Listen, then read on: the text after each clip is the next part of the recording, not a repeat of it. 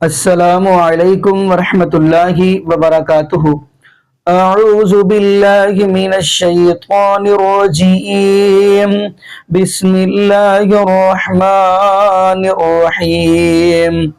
انا انزلناہ فی لیلۃ مبارکۃ انا کنا منذرین۔ جی ناظرین، آج ہم جس حوالے سے گفتگو کرنے جا رہے ہیں، جیسا کہ ناظرین اس بات کا آپ کو علم ہوگا کہ جیسے ہی 15 شعبان کی رات آتی ہے، لوگ نئے نئے کپڑے پہنتے ہیں اور اپنے آپ کو بڑا تیار شیار کر کے اور گھومتے پھرتے ہیں اور بیری کے پتوں کے ساتھ نہاتے ہیں اور کہتے ہیں جی اس رات ہم نے یہ بڑی یعنی مقدروں والی رات ہے، تو اس رات کو ہم نے جاگنا ہے اور اس رات کے جی ہمارے گناہ جو ہیں وہ ختم ہوتے ہیں۔ اس رات کے اندر یعنی کہ ایک درخت ہے تو اس سے اگر پتا گرے تو اس سے مراد ہے کہ بندے دنیا سے چلے جائیں گے، اور وہ ہے جس کے نئے ہو گئے تو اس سے مطلب یہ ہے کہ نئے جو کتنے پیدا ہوں گے۔ کیا نا جی ایسی گفتگو کی جاتی ہے۔ اسی والا سے ہم آج آپ کو آیا کہ یہ جو شب برات ہے، یہ 15 شعبان کی رات جاگنا، یہ شریعت سے ثابت ہے یا دین کے اندر اضافہ ہے؟ اسی والا سے آج ہم آپ کو ڈاکٹر اسرار رحمۃ اللہ علیہ کی ویڈیو سنائیں گے، پھر انشاءاللہ ناظرین اسی والا سے ہم بھی گفتگو کریں گے۔ تو آئیے ناظرین مل کے ویڈیو سے مبارکہ کی روشنی میں شب برات کی کیا اہمیت ہے؟ کیا اس رات کی عبادت ٹھیک ہے؟ شب برات کا روزہ رکھا جاتا ہے، اس کی صحیح حیثیت کیا ہے؟ شب کا روزہ تو کبھی ہوتا ہی نہیں، یہ آپ نے شب برات کا روزہ کیسے لکھ دیا؟ شب رات کو کہتے ہیں نا، شب برات جو ہے اس کو کہا گیا ہے اس لیے کہ ان کا خیال ہے کہ اس رات میں اللہ تعالیٰ بہت سے لوگوں کو اس کا کو بخشتا ہے۔ برات اللہ تعالیٰ جہنم سے ان کو گستگاری عطا فرماتا ہے۔ اس کے ذمن میں جو صحیح احادیث ہے صرف ایک ہے، اور وہ یہ ہے کہ حضرت عائشہ صدیقہ رضی اللہ تعالیٰ عنہ بیان کرتی ہے کہ ایک دوست حضور کی میرے ہاں شب باشی کی باری تھی، لیکن میری رات کو آنکھ کھلی تو حضور نہیں تھے موجود، تو مجھے تشویش ہوئی کہ آپ کہاں گئے؟ تو میں ڈھونڈتی ہوئی وہ یا کسی اور کو آپ نے بھیجا، بہرحال مجھے پوری تفصیل یاد نہیں ہے، تو معلوم ہوا کہ آپ جنت البقیع میں گئے ہوئے ہیں، وہاں پر استغفار کر رہے ہیں اللہ سے، اور تمام جو بھی وہاں پر مردے دفن ہیں ان کے لیے مغفرت کی دعا کر رہے ہیں۔ بس یہ ثابت ہے۔ باقی اب اس میں جو ہے ہندوؤں سے ہم نے مانگ لی دیوالی، تو دیوالی جو ہے وہ روشنی کی جا رہی ہے، بتیاں جلائی جا رہی ہیں، تو مختلف لوگوں سے ہم نے بورو کی ہیں چیزیں، جیسے عید میلاد النبی ہے وہ ہم نے کرسچن سے بورو کر لی، یا شیعوں کے تعزیوں کا بورو کرنے کے لیے ہم نے بات بنا لی۔ اب اس میں جو ہے روشنیاں کی جا رہی ہیں، یہ دیوالی کا گویا کہ ہم نے توڑ فراہم کیا ہے یا اس کی نقل ہم کر رہے ہیں، یہ چیزیں نہیں۔ البتہ نماز رات کی عبادت تو ہر رات میں بہت اعلیٰ ہے، چلیے اگر اور دنوں میں نہیں ہوتا اس رات کو آپ کو، کیونکہ حضور نے بھی استغفار کیا خاص طور پر جا کر جنت البقیع میں، تو اگر آپ بھی کریں نماز پڑھیں اور استغفار کریں تو کیا ہے، بہت اچھی بات ہے، اس میں تو کوئی حرج کی بات ہے نہیں، لیکن اسے کوئی تہوار کی طرح منانا، پٹاخے چھوڑنا اور جو ہے وہ روشنی کرنا، یہ ہمارا صحیح نہیں ہے۔ روزہ بھی چونکہ 15ویں شب ہوتی ہے، 15واں دن ہوتا ہے، پھر اس اعتبار سے حضور کے معمولات میں تھا کہ آپ ہر مہینے کی 13، 14، 15 تاریخوں میں روزہ رکھتے تھے، تو اگر آپ یہ نیت کر کے روزہ رکھ لیں تو کیا کہنے ہیں، نور والا نور ہے، اور روزہ کسی وقت میں نفلی روزہ رکھا جائے اللہ تعالیٰ قبول فرمائے گا۔ یہ حضرت عبداللہ ابن مسعود سے رضی اللہ تعالیٰ عنہ، یہ بھی مسلم شریف کی روایت ہے۔ حضور فرماتے ہیں ما بعث اللہ من نبی فی امتہ قبلی الا کان لہ حواریون و اصحاب۔ اللہ نے مجھ سے پہلے کسی بھی امت میں کسی نبی کو نہیں بھیجا مگر اس کے کچھ نہ کچھ حواری، کچھ نہ کچھ اصحاب تو ہوتے تھے نا، 2 ہو، 4 ہو، 10 ہو، 12 ہو۔ حضرت عیسیٰ کے حواری 12 تھے، ایمان لانے والے کل کہتے ہیں 72 تھے، باہر کچھ نہ کچھ ساتھی حواریون و اصحاب یاخذون بسنتہ ویقتدون بامرہ۔ وہ کیا کرتے تھے؟ وہ حواری اور صحابہ اپنے نبی کی سنت کو مضبوطی سے پکڑ لیتے تھے اور انہی کے احکام کی پیروی کرتے تھے۔ یقتدون بامرہ، اقتدا کرتے تھے، پیروی کرتے تھے. ثم انہا تخلف من بعدہم خلوف، پھر ہمیشہ ایسا ہوا ہے کہ بعد میں کچھ ایسے ناخلف اٹھے، یفعلون یقولون ما لا یفعلون ویفعلون ما لا یؤمرون، کہ وہ کہتے وہ تھے جو کرتے نہیں تھے، اور کرتے وہ تھے جس کا حکم ہی نہیں ہوا. عرس منائے جا رہے ہیں، یہ کوئی اللہ کے رسول کا حکم ہے؟ کیا رسول کے صحابہ کا عمل ہے؟ کیا حضور کا عرس منایا گیا؟ عید میلاد النبی ایک نئی عید ہو گئی ہے، کیا اس کا حکم دیا محمد رسول اللہ نے؟ یفعلون ما لا یؤمرون، وہ اپنی ہی ایجاد کردہ روایات ہیں، اپنی ہی ایجاد کردہ بدعات ہیں، اپنی ہی ایجاد کردہ رسومات ہیں، ان پر لگے ہوئے اور دعوے کرتے ہیں اللہ سے محبت، رسول کے عشق کے، جبکہ ان کے عمل میں نہ اللہ کی اطاعت ہے نہ رسول کا اتباع ہے. اب جب ایسی ضرورت پیدا ہو جائے تو کیا کریں؟ فمن جاہدہم بیدہ فہو مومن، تو جو مسلمان بھی ان کے خلاف جہاد کرے گا اپنے ہاتھ سے، اپنی طاقت سے، وہ مومن ہوگا. ومن جاہدہ بلسانہ فہو مومن، اور جو ان کے خلاف جہاد کرے گا اپنی زبان سے، وہ بھی مومن ہوگا. وہی 3 درجے. ومن جاہدہم بقلبہ فہو مومن، دل سے نفرت رکھ کر. تو اصل ملک کی صورت میں حضرت جبرائیل کو حضور نے اس وقت دیکھا، اور ایک دیکھا ہے پھر عند سدرۃ المنتہا، شب معراج میں، جب ساتھ آئے ہیں لے جانے کے لیے انسانی شکل میں تھے. کوئی سواری بھی ایسی تھی جس کو کہ براق کہا جاتا ہے، وہ بھی محسوس شے تھی، لیکن یہ کہ جہاں انہوں نے کہا 7ویں آسمان پہ جا کر کہ بس اب آگے میری گنجائش، اب آگے آپ کو اکیلے جانا ہے، اس سے آگے اگر میں گزرا میرے پر جل جائیں گے. بے سوز تجلا بے سوز پرم، اگر یکسر منہ برتر پرم، اگر میں نے اب اس سے آگے ایک بال برابر بھی میں آگے بڑھا تو میرے پر جل جائیں گے، اب آگے آپ کا کام. اس وقت بھی وہ ان کی اصل شکل میں ظاہر ہوئی حضرت جبرائیل علیہ السلام. یہ بات اس لیے ضروری ہے کہ جیسے محدثین جو ہیں وہ اس کی تحقیق کرتے ہیں کہ حضور سے کس نے سنا، اس سے جو روایت کر رہا ہے کہ میں نے اس صحابی سے سنا جو تابعی ہے، آیا ان کی ملاقات بھی ثابت ہے کہ نہیں؟ تابعین کے طبقے کا ایک شخص وہ ہے کہ جس کی عمر ابھی 6 برس کی تھی کہ وہ صحابی فوت بھی ہو گئے، اور وہ کہہ رہا ہے میں نے ان سے سنا، تو پھر وہ حدیث جو ہے محدثین اس کو قبول نہیں کریں گے. وہ دیکھتے ہیں کہ لنک جو ہے مضبوط ہونا چاہیے. روایت ہے نا ان فلاں ان فلاں ان فلاں، حضور سے فلاں صحابی نے سنا، اس نے سنا، اس تابعی نے سنا، یہ لنک جو ہے یہ ملاقات ثابت ہونی چاہیے. تو چونکہ جو حدیث اللہ ہے، یہ قرآن کیا ہے؟ حدیث اللہ، یہ حدیث ہے. احسن الحدیث اللہ الذی انزل احسن الحدیث کتابا متشابہا مثانیہ، یہ ہم پڑھ چکے ہیں سورہ زمر میں. اس حدیث کا یہ حدیث اللہ، اللہ سے کس نے سنا؟ جبرائیل نے. جبرائیل سے کس نے سنا؟ محمد نے. تو ان کی ملاقات ثابت ہے.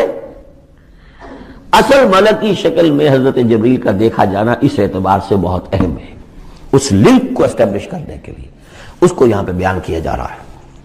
ما ضل صاحبکم وما غوا، تمہارے یہ ساتھی ہیں لوگوں، یہ محمد نہ بہکے ہیں اور نہ بے راہ ہوئے ہیں، نہ بھٹکے ہیں. وما ينطق عن الهوى، اور یہ جو کچھ کہہ رہے ہیں اپنے جی سے نہیں کہہ رہے، خواہش نفس سے نہیں کہہ رہے. ان هو الا وحی یوحی، نہیں ہے یہ مگر وحی جو ان کی طرف کی جا رہی ہے.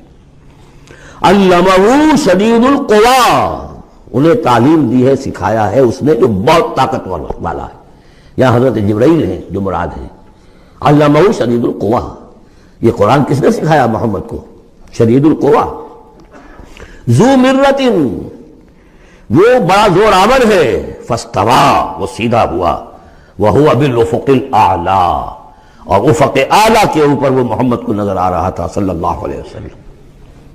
ثم دنا فتدلی، پھر ذرا نیچے کو لٹکا، قریب آیا. فکان قاب قوسین او ادنی، اور پھر وہ اتنے قریب آ گیا کہ جیسے 2 کمانوں کا فاصلہ ہو یا اس سے بھی قریب. فاوحی الی عبدہ ما اوحی، پھر اس نے وحی کی اللہ کے بندے کی طرف جو وحی کی. وہ وحی کون سی تھی؟ وہ ہے اصل میں وحی رسالت. وحی نبوت جو تھی وہ تو شروع میں آ چکی، اس کے بعد یہ فترت ہو گئی تھی، کچھ وقفہ پڑ گیا تھا. شروع میں وحی جس سے کہ حضور کی نبوت کا ظہور ہوا ہے وہ تو ہے اقرا بسم ربک الذی خلق خلق الانسان من علق اقرا وربک الاکرم الذی علم بالقلم علم الانسان ما لم یعلم. لیکن اب یہ سورہ مدثر کی آیات اس وقت نازل ہوئیں، یا ایھا المدثر، جب حضور گھر آ گئے اور پھر آپ نے اپنی اہلیہ سے کہا، خوف زدہ تھے جو کہ منظر دیکھا تھا، ملک کی شکل، فرشتے کی شکل. اب وہ تو حضور ہی نے دیکھا جو دیکھا، ہم تو نہیں سمجھ سکتے کہ آپ نے کیا دیکھا. لیکن یہ کہ اس کے بعد آپ آئے، آپ نے کہا مجھے کمبل اڑا دو، لحاف اڑا دو، لحاف اوڑھ کر آپ لیٹ گئے. تو پھر وہ وہی یا ایھا المدثر قم فانذر وربک فکبر، اے لحاف میں لپٹ کر لیٹنے والے کھڑے ہو جاؤ اور خبردار کرنا شروع کر دو لوگوں کو. اور تمہاری اس دعوت کا نقطۂ آغاز تو انذار ہے، اور اس کا ہدف دنیا میں تکبیر رب ہے. رب کو بڑا کرو، اس کی بڑائی منواؤ، اس کی بڑائی نافذ کرو. اس کا نقشہ کھینچا گیا ہے. علمہ شدید القویٰ ذو مرۃ فاستویٰ وہو بالافق الاعلیٰ ثم دنا فتدلیٰ فکان قاب قوسین او ادنیٰ فاوحیٰ الی عبدہ ما اوحیٰ ما کذب الفؤاد ما رآ. جو کچھ انہوں نے دیکھا ان کے دل و دماغ نے اسے جھٹلایا نہیں، یہ نہیں کہا کہ نہیں یہ کیا ہے. دیکھیے ایسا ہوتا ہے کہ کوئی غیر معمولی سی بات آپ دیکھیں تو ایک شخص ہو جاتا ہے میں خواب دیکھ رہا ہوں یا حقیقت دیکھ رہا ہوں. آنچی نہیں بیریم بیداریس تو یارب یا بے خواب، اے اللہ جو میں دیکھ رہا ہوں یا ہم دیکھ رہے ہیں یہ بیداری میں دیکھ رہے ہیں یہ خواب میں دیکھ رہے ہیں، وہ غیر متوقع چیز. لیکن نبی کو کوئی شک نہیں ہوا. ما کذب الفؤاد ما رآ، یکسوئی کے ساتھ دل و دماغ اور جو بھی آپ کی آنکھ دیکھ رہی تھی ان میں کوئی کانفلکٹ نہیں تھا. ما کذب الفؤاد ما رآ فتمارونہ علی ما یری، تو کیا تم اس سے جھگڑتے ہو اس چیز پر کہ جسے وہ دیکھ رہا ہے.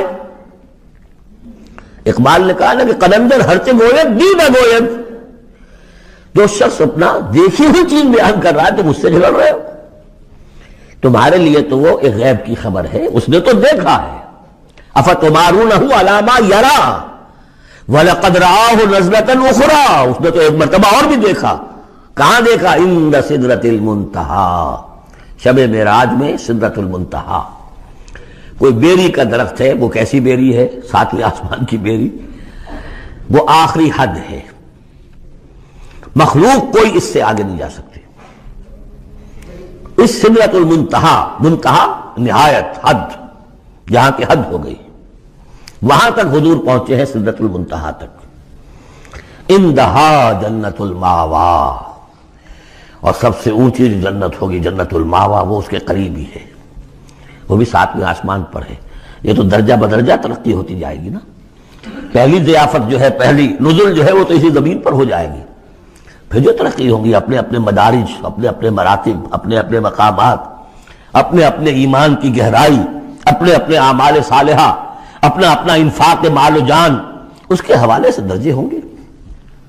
اندہا جنت الماوا اذ یغشی السدرۃ ما یغشی، جبکہ ڈھانپے ہوئے تھا اس بیری کو جو ڈھانپے ہوئے تھا. اب تمہیں کیا بتائیں کیا ڈھانپے ہوئے تھا، تم نہیں سمجھ سکتے. دیکھیے کس طریقے سے اذ یغشی السدرۃ، کوئی انوار الہیہ کا کوئی ایسا نزول ہے وہاں جو زبان سے ادا نہیں ہو سکتا. کوئی الفاظ نہیں ہے کہ جو ان کی تعبیر کر سکے. اس پر انوار الہیہ کا کوئی نزول ہے. اذ یغشی السدرۃ ما یغشی، جبکہ چھایا ہوا تھا اس بیری کے اوپر جو چھایا ہوا تھا، جبکہ ڈھانپا ہوا تھا اس بیری کو جس نے ڈھانکا ہوا تھا. ما زاغ البصر وما طغی، نبی کی آنکھ اس وقت نہ کج ہوئی نہ حد سے بڑھی. یہ دو انتہائیں ہوتی ہیں. ایک تو یہ کہ آپ کسی انٹینس لائٹ کو فیس نہ کر سکے تو نگاہ ہٹائیں گے، آپ یہ جھپک لیں گے، فیس نہیں کر سکتے اگر آپ میں ہمت نہیں، استعداد نہیں ہے. نبی کا ظرف اتنا تھا کہ ان انوار الہیہ کا براہ راست مشاہدہ کیا ہے، اور نگاہ آپ کو ادھر ادھر کرنے کی ضرورت پیش نہیں آئی. لیکن طغا ایک حد ادب بھی ہوتا ہے جس سے آگے انسان کو نہیں جانا چاہیے. نگاہ جو ہے اس نے بے ادبی کی روش بھی اختیار نہ کی. علامہ اقبال نے، واقعہ یہ کہ اس آیت کو میں نے سمجھا علامہ اقبال کے ایک شعر سے، اور اکثر و بیشتر لوگ نہیں سمجھ سکے اس آیت کو. ذوق و شوق کے نام سے جو ان کی نظم ہے بال جبریل میں، وہ میرے نزدیک ان کے شاعرانہ جو ان کی استعداد ہے اس میں بلند ترین نظم ہے وہ. جہاں تک پیغام ان کا جو ہے امت مسلمہ کے لیے، اس کے لیے ابلیس کی مجلس شورا وہ کلائمیکس ہے، اور وہ ہے بھی ان کے آخری زمانے کی نظم ہے. سن 36 میں انہوں نے کہی ہے. اس کے بعد تو بیماری اتنے رہے ہیں، بہت کم اشعار کہے ہیں. لیکن اس میں ذوق و شوق میں ایک شعر ہے: عین وصال میں مجھے حوصلہ نظر نہ تھا، عین وصال میں مجھے حوصلہ نظر نہ تھا، گرچہ بہانہ جو رہی میری نگاہ بے ادب. میری نگاہ بے ادب بہانہ تلاش کرتی رہی کہ میں مشاہدہ براہ راست کروں، حالانکہ عین وصال ہے اس وقت، لیکن یہ کہ میرے اندر حوصلہ نہ تھا کہ میں حسن کا براہ راست مشاہدہ کر سکوں. عین وصال میں مجھے حوصلہ نظر نہ تھا، گرچہ بہانہ جو رہی میری نگاہ بے ادب. یہاں ان دونوں چیزوں کے برعکس بات ہے جو اقبال اپنے بارے میں کہہ رہا ہے. میں تو بے ادب بھی ہوں، اور میں تو چاہتا تھا کسی طریقے سے حد ادب سے تجاوز کر کے دیکھوں، لیکن میرے اندر تو حوصلہ نہیں تھا. محمد میں وہ حوصلہ تھا، دیکھا ہے، براہ راست دیکھا ہے، نگاہ جما کر دیکھا ہے، لیکن ایک حد سے تجاوز نہیں کیا، حد ادب کے اندر رہے. ما زاغ البصر وما طغى لقد رأى من آیات ربہ الکبریٰ. دیکھا انہوں نے اپنے رب کی عظیم ترین آیات کو. اب وہاں جا کر جو مشاہدہ ہوا ہے وہ تو اللہ کی عظیم ترین آیات کا ہے. اور اسی سے در حقیقت دلیل ہے ام المومنین حضرت عائشہ صدیقہ رضی اللہ تعالی عنہ اور حضرت عمر رضی اللہ تعالی عنہ کا جو قول ہے.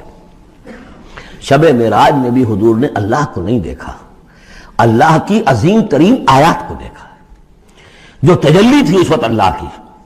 حضرت عائشہ صدیقہ کا کہنا تو یہ کہ نور لا یرا، وہ نور ہے، دیکھے کیسا جا سکتا ہے. بہرحال وہاں بھی قرآن جو کہہ رہا ہے وہ یہ نہیں کہہ رہا ہے کہ اللہ کو دیکھا، نہیں. جیسے کہ وہ جو شب معراج میں پہلا سفر کا حصہ تھا زمینی، مسجد حرام سے مسجد اقصی تک، سبحان الذی اسریٰ بعبدہ لیلا من المسجد الحرام الى المسجد الاقصی الذی بارکنا حولہ لنریہ من آیاتنا.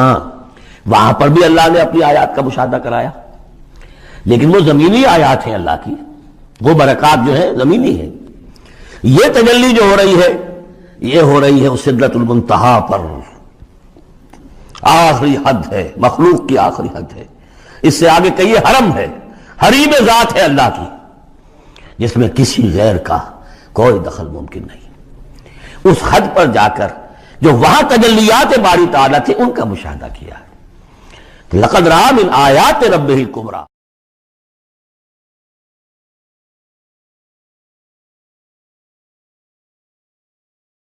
کمایا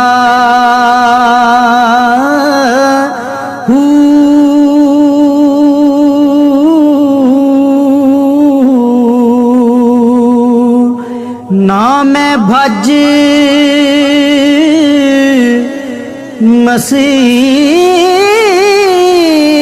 مسیتی وڑیا نا تسبا. جی ناظرین، آپ نے یہ ویڈیو ملاحظہ فرمائی. ناظرین، نہ تو یہ اگر یہ ضعیف احادیث سنا کے لوگوں کو 15 شعبان کی رات کی طرف لگایا ہوا ہے، اگر جاگنی ہے تو ہر رات جاگنے والی ہے. اللہ رب العالمین تو خود فرماتے ہیں، یعنی جب بندہ آدھی رات کو اٹھ کے، اللہ رب العالمین فرماتے ہیں کہ آدھی رات کو بندہ اٹھے اور میرے سے التجائیں کرے، میں اس کی ہر دعا کو قبول کروں، تو ہر رات ہی جاگنے والی ہوتی ہے. پھر ہر رات کیوں نہیں جاگتے؟ جیسا کہ وہ بھی ایک صحیح بخاری کی حدیث ہے کہ 3 بندے آئے حضرت عائشہ صدیقہ رضی اللہ تعالی عنہا کے پاس، میری اور آپ کی امی جان حضرت عائشہ صدیقہ رضی اللہ تعالی عنہا کے پاس، اور انہوں نے آ کے نبی پاک صلی اللہ علیہ وسلم کی عبادت کے بارے میں پوچھا. تو حضرت عائشہ صدیقہ رضی اللہ تعالی عنہ فرمانے لگی کہ میرے محبوب علیہ السلام رات کو سوتے بھی ہیں اور اللہ اللہ بھی کرتے ہیں، یعنی رب کی عبادت بھی کرتے ہیں. تو دوسرے نے پوچھا تو دوسرے کو بتایا کہ نبی پاک صلی اللہ علیہ وسلم ہماری فرمانے لگے روزے بھی رکھتے ہیں، روزے چھوڑتے بھی ہیں. تیسرے کو خیر بتایا. اب وہ پہلا کیا کہتا ہے کہ میں اب ساری رات سوؤں گا نہیں، میں اللہ کی عبادت کروں گا. حالانکہ وہ کام تو اچھا ہے، کیا ہے وہ دیکھو کیا کہہ رہا ہے، وہ کہہ رہا ہے کہ ساری رات سوؤں گا نہیں، میں اللہ کی عبادت کروں گا۔ دوسرا کہتا ہے میں ساری زندگی روزے ہی رکھتا رہوں گا۔ تیسرا کہتا ہے میں شادی نہیں کرواؤں گا، بیوی بچوں کے اندر چلا جاؤں گا تو پھر مجھے ٹائم نہیں ملے گا، تو میں سارے دن رات اللہ اللہ ہی کروں گا۔ دیکھیں ناظرین ان کے کام تو اچھے ہیں، حدیث صحیح بخاری کی ہے، کام تو ان کے اچھے ہیں۔ اب نبی پاک صلی اللہ علیہ وسلم آگے فرمایا، حضرت عائشہ صدیقہ رضی اللہ تعالی عنہ سے پوچھا تو ہماری حضرت عائشہ صدیقہ رضی اللہ تعالی فرمانے لگی کہ یہ تین بندے یہ باتیں کر کے گئے ہیں۔ تو نبی پاک صلی اللہ علیہ وسلم نے ان کو بلایا اور فرمایا وہ تو نے کہا کہ میں ساری رات جاگتا ہی رہوں گا، میں سوؤں گا نہیں۔ تو نبی پاک صلی اللہ علیہ وسلم فرماتے کہ میں اللہ کا رسول ہوں، میرے اوپر شریعت نازل ہوئی، تیرے اوپر نہیں ہوئی، میں سوتا بھی ہوں، میں جاگتا بھی ہوں۔ اور دوسرے نے کہا کہ میں روزے رکھی جاؤں گا، نبی پاک صلی اللہ علیہ وسلم فرماتے کہ میں اللہ کا آخری نبی ہوں، میں روزے رکھتا بھی ہوں، روزے چھوڑتا ہوں۔ اور تیسرے نمبر پہ تو نے کہا میں شادی نہیں کروانی، میں نے تو شادیاں بھی کروائی ہوئی ہیں، میری 11 ازواج مطہرات ہیں۔ نبی پاک صلی اللہ علیہ وسلم فرمانے لگے اگر میرے دین سے ہٹ کر اگر آپ کام کریں گے، یعنی اگر زیادتی کرنے کی کوشش کریں گے، یہ مت سمجھیے گا کہ آپ کو اس کا اجر و ثواب ملے گا، بلکہ آپ میری شریعت کا انکار کر رہے ہیں اور اپنے آپ کو یہ جہنم کا بالن بنا رہے ہیں۔ لیکن ناظرین میں یہاں پہ دعا کرتا ہوں اللہ پاک ہمیں نبی پاک صلی اللہ علیہ وسلم کی شریعت کے مطابق زندگی گزارنے کی توفیق دے، اور اللہ پاک ہمیں 5 وقت کا پکا اور سچا نمازی بنا دے، اور جتنے بھی بے اولاد جوڑے ہیں اللہ پاک سب کو نیک نورینہ صحت تندرستی والی ایمان والی لمبی زندگی والی اولاد عطا فرما دے۔ جزاکم اللہ خیرہ، احسن الجزاء، السلام علیکم ورحمۃ اللہ وبرکاتہ۔